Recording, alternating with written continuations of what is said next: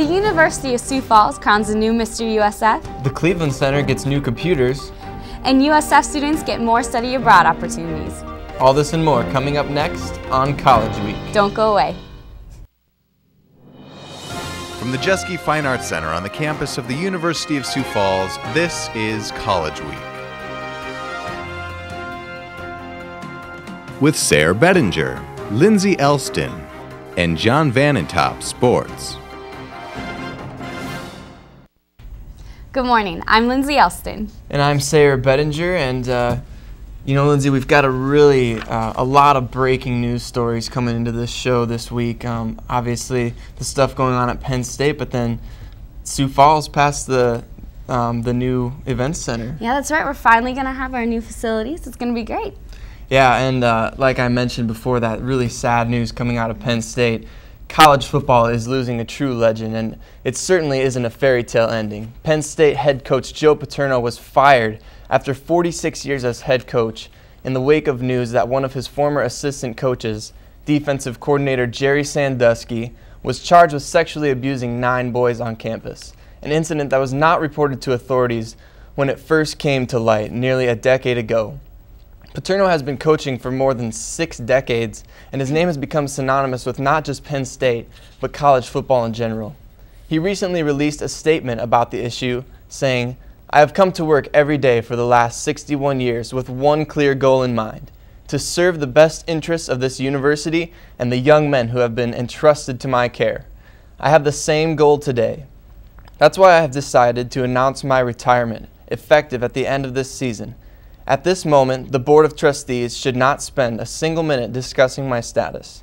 They have far more important matters to address. I want to make this as easy for them as I possibly can. This is a tragedy, and it is one of the great sorrows of my life. With the benefit of hindsight, I wish I had done more.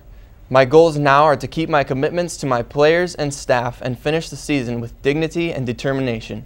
And then I will spend the rest of my life doing everything I can to help this university." And unfortunately, this was out of Paterno's control entirely. This is a truly disappointing end to the career of a football icon, an end that leaves both his career and Penn State in disgrace. Can art make a difference? This food drive is a student-led competition that will have the whole campus involved in a structure being built today in the Sioux Empire Mall. All the food donated will go to Feeding South Dakota, an organization whose mission is to have a centralized place where those in need of food would go to receive groceries. To vote for USF structure, or for whichever structure is best, visit the mall and vote with your very own canned food. This past Tuesday night, USF students, staff, and alumni competed in the 7th annual Pac-Man tournament. Chris Hull and Alex Heinert beat out 53 other competitors to make it to the final round. Chris was able to pull out the win in a best 2 out of 3 final round. After a long night of competition lasting until 2 in the morning, Chris was able to set a personal best of 225,260 and win his 3rd straight Pac-Man title in a row.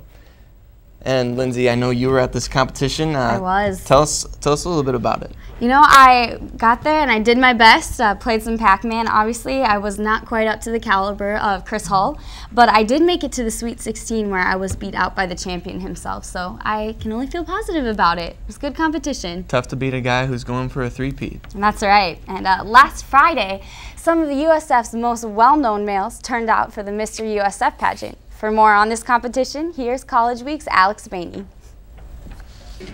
This past Friday, USF held its 2nd annual Mr. USF pageant, where 15 guys put on their best suit and talent for the campus.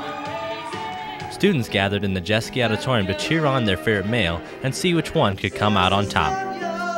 After a hard deliberation between the judges and the crowd, the winners were Brandon Matson running away with the crown, Kyle Simons as runner-up, and Chase Ward as People's Choice. Catching up with Brandon, he had this to say about the competition overall. It's a great honor. It was fun to participate and to be able to receive this reward. It was great. Although Madsen won, he wasn't shy to appreciate the competition as a whole. Definitely getting together with everyone was fun, but Kyle Simons, when he did his Swan Lake talent in the kiddie pool, that was probably my favorite. Brandon also had this to say about what the pageant does for campus and guys everywhere. It's fun to get out and participate in campus-wide activities and to get out and, I don't know, get your name out and do something kind of out of the norm. I mean, obviously, guys don't participate in pageants every other week, so it's fun to get out and do something different. For USF College Week, I'm Alex Bainey. The last couple days, Harry Potter made its way back on the USF campus. Students gathered for a Hogwarts reunion in anticipation for the release of Harry Potter and the Deathly Hallows Part 2 on DVD last night. Students enjoyed the Harry Potter movies along with games and story time. Over this week, people across the country honored past and present servicemen and women in Veteran Day events. The Sioux Falls community remembered Veterans Day by joining the Chamber's Military and Veterans Affairs Committee and other organizations at the annual Veterans Day ceremonies at Lincoln High School. The 11th of November has been nationally recognized as a day to honor those who have been serving in the military since World War I and was officially named Veterans Day by Congress in 1954, becoming a day to honor all American veterans. Coming up next, Sioux Falls approves the Event Center. Don't go away.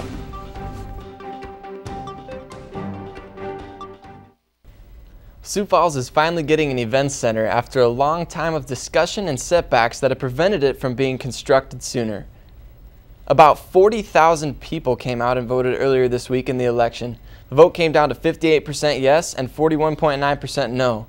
Mayor Mike Hewler said the decision to build the events center is, quote, finding the common ground to capture the never-ending spirit to move Sioux Falls forward, end quote. Bob Barkley, who opposed the new events center, said the people had to speak and was necessary to convey a legitimacy to the ambitious new building project. It's time to heal wounds. We can turn the corner and get going. The new event center will be a $115 million project that will seat 12,000 people. The new event center is scheduled to open in 2014. The USF Theater Department is putting on their second production of the year with Time Stand Still. 4 theater students, Brandon Hansen, Ann Wentworth, Kylie Perleberg, and Colin Koth make up the cast. Students will perform Time Stand Still November 15th to November 20th. For tickets, call the USF box office at 605-331-6787. And now we go to USF College Week reporter Kayla Burnside, who walked downtown to tell us more about the annual Zombie Walk.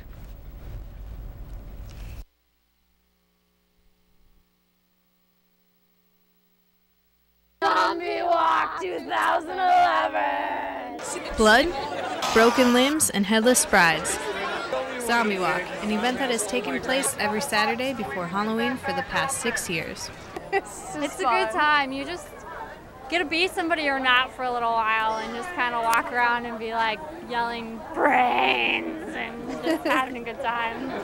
Walking from Skelly's Pub on Phillips to the State Theater, where the walk concluded, hundreds of people put on their best blood and gore and gathered downtown. Some took part in Zombie Walk for the spirit of Halloween. I love Halloween though, so it's my favorite holiday. Halloween is my favorite, so that's a lot of fun. The kids are great. If you get the kids around, I mean, they are really into it. They're like and walking with their legs, and they're really into it. It's funny. So what happens after Zombie Walk?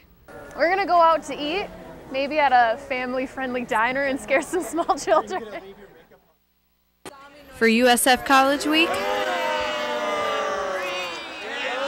I'm Kayla Burnside. If you have any classes in the Cleveland Center, you may have noticed a few new computers on the upper floor. With more on the story, here is Robert Bartel. The Cleveland Center recently received a few upgrades. Dr. Ryan Van Zee felt that the students were being limited by the technology and wanted to be sure that the students had the technology available to them. We have nearly 100 entrepreneurial studies minors, and these individuals are very innovative, and they're already started a number of businesses, and they have a number of new ventures that they want to launch. The curriculum's been solid in that we've been able to help them develop their ideas, what they want to do, and how they want to accomplish it. When one gets to that stage, you run into an immediate problem. You need to do video, web, or print, and you want to do it really well to sell your idea. We didn't have that capacity. The 4 computers that they bought are all touchscreens with the full Adobe Creative Suite.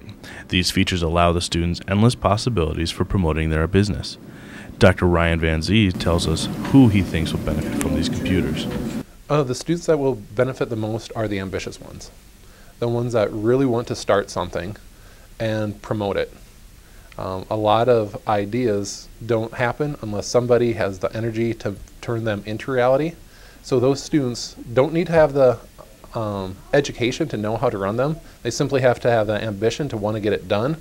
And from there, between the tutorials and what we provided, they'll be able to do that. We also have a number of faculty, both in entrepreneurial studies and in the art department, that are familiar with the software that will help students who are interested. For College Week, they're fast, they're loaded up, and they're available for all students. I'm Robert Bartell. After making some changes, the University of Sioux Falls has found a more affordable way to allow students to study abroad. For more on the story, here is Chantel Day. We've always been a part of the Council of Christian Colleges and Universities. And through that program, they have a study abroad opportunity for students. The biggest problem is it's very expensive. The Council of Christian Colleges is kind of the middleman. So we pay them a fee, and then they pay the fee to the international partner. Earlier this month, Dr. Nico Uesta, Director of the Office for International Education at the Nelson Mandela Metropolitan University in South Africa, made a visit to the University of Sioux Falls to speak with students and faculty about the study abroad opportunities that he says are vital in today's work environment. The world is now flat, and all over the world people are working in an environment where the competencies needed are global. That means you need to have a competency where you understand not only the cultures but the business practice and other practices from many parts of the world. And the best way to experience that would be to go to study abroad to a place in the world where it would challenge you as a person, but also where you could meet people from all over the globe, where they will be able to share with you their cultural, economic, social, and other behaviors. Over the past 3 years, the University of Sioux Falls has revamped their study abroad program. President Mark Benedetto says that the changes to the program have made studying abroad more affordable for USF students. So what we did is we looked for other opportunities. How could we create a more affordable study abroad opportunity? And colleges all around the country have been doing the same thing. And so presidents got together with different presidents, talked about this, and I went to 2 or 3 different conferences. And what we found out is that if the president would travel to another institution, meet with their president, work up a specific partnership, the cost could really be kept down. Benedetto traveled and met with the 4 institutions that USF is now currently partnered with, and says that the changes that have been made will allow the program to grow. But the key for this is now instead of 4 students, we're going to fund up to 10 students a semester. And it's actually going to be cheaper than what it was back in 2008. So we have more opportunities for students, more affordable for the university. And I hope that someday we might be sending as many as 25 or 30 per year overseas on these type of opportunities. For more information about the USF Study Abroad program, you can visit www.usiouxfalls.edu/studyabroad. For College Week, I'm Chantel Day. Coming up next, Beth Salisbury sits down with Jeff Widener on Crosstalk. Don't go away.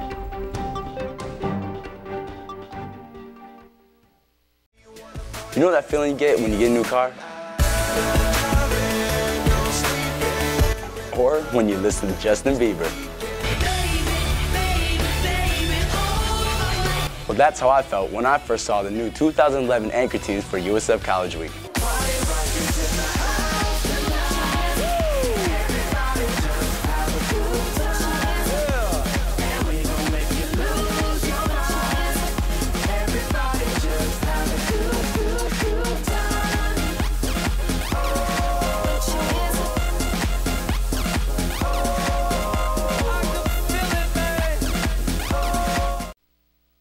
Good morning and welcome to another edition of USF Crosstalk. I'm Beth Salisbury, and today I have the esteemed pleasure of sitting down with USF senior Jeff Widener to talk about his recent missions trip to New Orleans. Jeff, thanks so much for being here today. Thank you for having me. How are you doing this morning?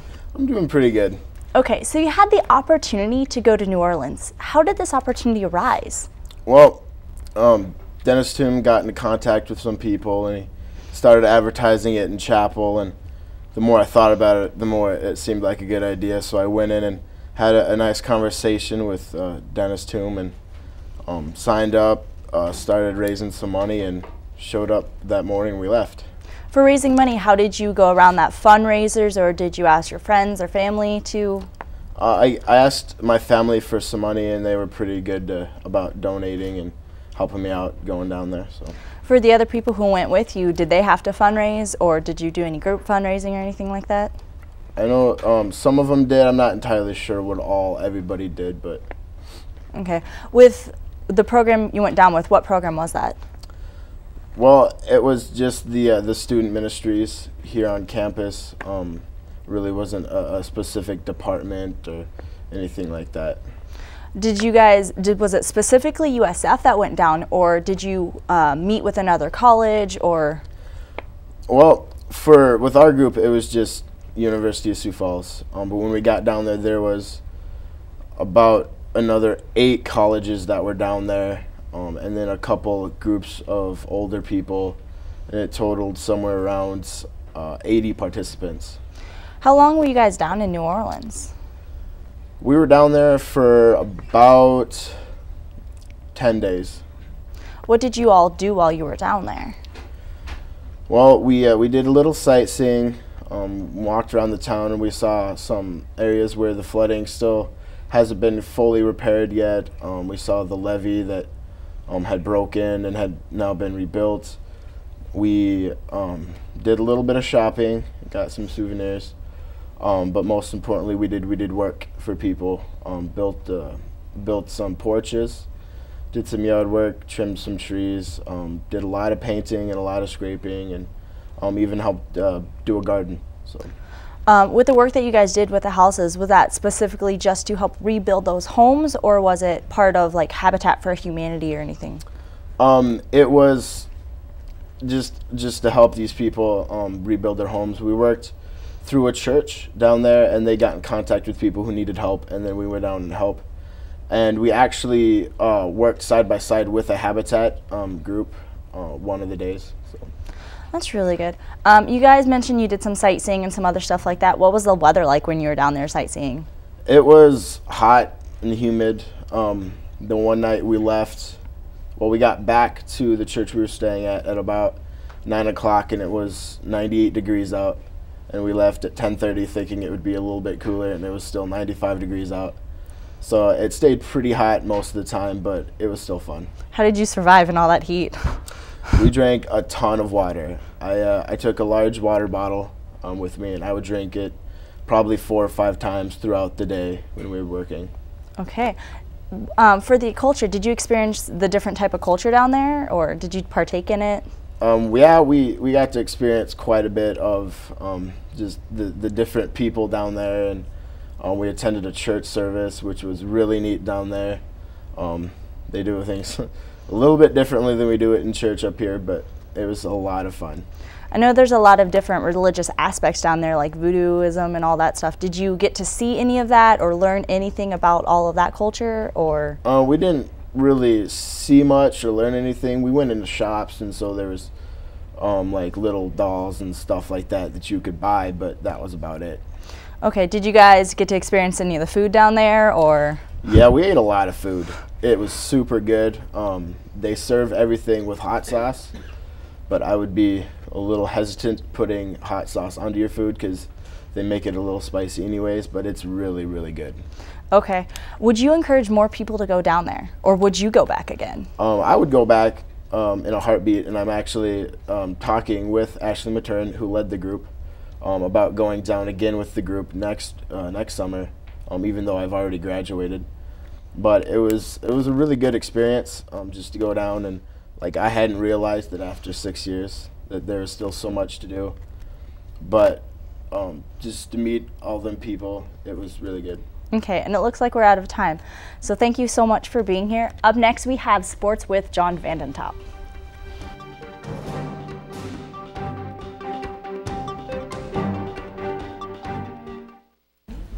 And now John Vandentop takes a look at sports. So John, the football season is finally concluded. First in Division II, we lost on a game-ending field goal, but I know basketball season's right around the corner, and Lindsay over here, 3-point shootout contest victor. Really? Yes, I was. That's impressive right there. I played in high school, but football team losing on last-second field goals, always not a happy way to end the season, but it was a good season overall, but I'm looking forward to basketball. Some intramurals? Of course. You know it. Next week, two bitter rivals come together for a good cause. On Tuesday, the USF men's and women's basketball teams will take on Augustana College in the 5th annual Prairie Spirit Charitable Challenge. The women's game is set to tip off at 6 o'clock, with the men's game to follow out at the Sioux Falls Arena. Last year, Augie got the best of the coup, winning both the men's and women's games. But this game isn't really about who wins, because the people who benefit from the charity are the true winners. This year, the charity of choice is the Feeding South Dakota's Backpack Program, which delivers backpacks full of food to schools across South Dakota. All ticket proceeds will go to the program, and tickets are now available out at the Sioux Falls Arena box office. The University of Sioux Falls men's and women's cross-country teams wrapped up their 2011 season and transitioned to Division II. The teams competed in their final meet last Saturday when they hosted the University of Sioux Falls cross-country championship meet.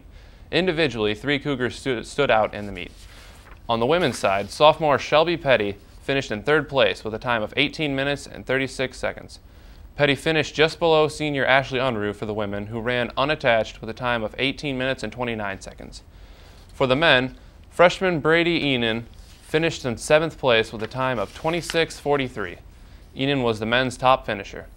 As a team, both the men's and women's Cougars finished off their season strong, both taking 3rd place in the meet, and with the cross-country finishing up, the runners will now focus on getting ready for the track season. Last year, USF had 2 national champions in track and field, one on the men's side and one on the women's side. With more on the story, here's College Week reporter Brett Geese. The USF track team had 2 individuals win national championships in their respective events in 2011. Junior Bridget Gross won the women's pole vault and says the hard work she put in was well worth it. It meant to me that it was just like a reward of my hard work that I've done. I worked all summer. I actually drove to Sioux Falls from home once a week to vault. I did all the lifting, all the workouts, and it was really awesome to see how my hard work paid off in the end. Winning the national championship was just the beginning for Gross. She says she has a lot more she wants to accomplish. I have some pretty high aspirations. I would like to continue in college and win some national titles, but hopefully Olympic trials is in my future, and I'm really pushing for those heights right now. Senior All-American Colin Koth won the men's national championship in the 400-meter dash. He says visualizing the race was key. The night before, I was talking with Coach Brooks. He came in and just kind of gave me some confidence, told me he thought I could win it. So I already began visualizing the race, and there's this guy that always gets out really fast, so my goal was to get behind this guy and then try to outkick him at the end. So I remember everything was just kind of a blur, you know, everything leading up to the race, but once the gun fired, I remember just being focused, getting behind that guy, sitting there and waiting till the home stretch, and then I kicked it in, and I was hoping nobody would pass me on the home stretch. Koth says the feeling after winning the race is something he will always remember. I just remember throwing my hands up and thanking God just for getting me through all these tough times I had my sophomore year with injuries, and I just didn't know if I'd be able to compete at that level again someday. And I just remember my dad coming down, and I mean, we just, you know, kind of cried tears of joy together, and it was really special to have him there, my teammates, and my coaches. I'm never gonna forget that. For College Week Sports, I'm Brett Geese.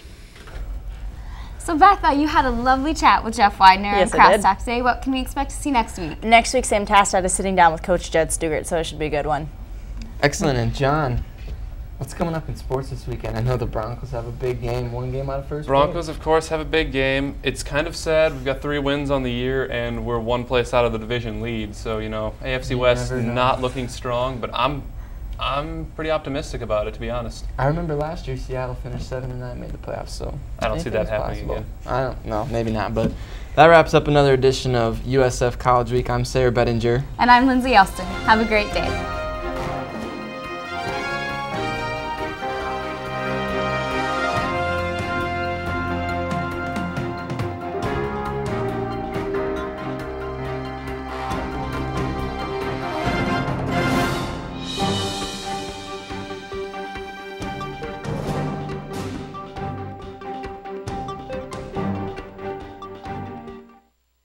You might not always see it, and you may not be aware, but hunger is a problem right here in South Dakota.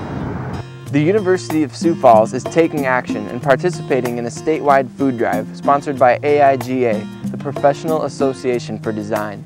You can help take action by donating non-perishable food items by November 11th at one of 3 drop-off locations: Java City Stage, Cleveland Center Lobby, and the Mears Library Lobby.